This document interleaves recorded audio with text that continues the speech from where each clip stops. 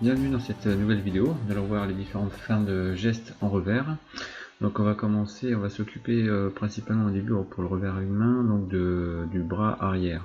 Donc là ce qu'on appelle un aile d'oiseau, c'est-à-dire que les deux bras referment un petit peu, donc c'est exagéré, c'est exprès pour bien voir.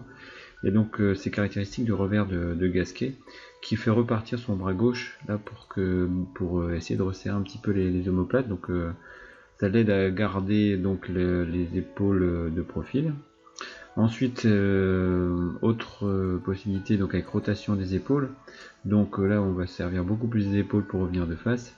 Et donc, un des spécialistes, c'est Wawrinka, qui, lors de sa fin de geste, va faire tourner en fait son épaule beaucoup plus pour revenir de face pendant sa gestuelle en fait. Ensuite, vous avez la possibilité d'avoir le bras arrière bloqué, donc c'est afin de verrouiller correctement les épaules. Donc c'est plus caractéristique du revers de Federer, là, qui bloque sa main gauche en arrière. Ensuite, en fin de geste bloqué, ça permet suivant les situations, d'avoir un petit peu plus de contrôle, ou alors de moins donner de vitesse à la balle, si on veut jouer un peu plus court ou plus précis. En revers à deux mains maintenant, donc fin de geste au-dessus de l'épaule, surtout pour lifter, pour donner de la hauteur, un lob par exemple.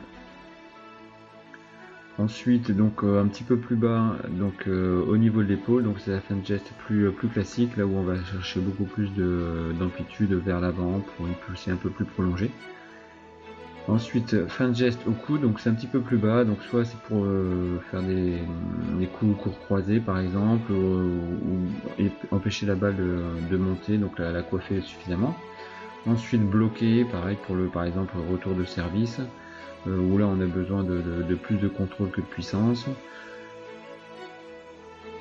Après prolongé, donc accompagnement très prononcé, donc qui permet d'avoir une poussée plus longue, donc ou surtout une longueur plus importante, donc lorsqu'on veut rechercher pas mal de précision.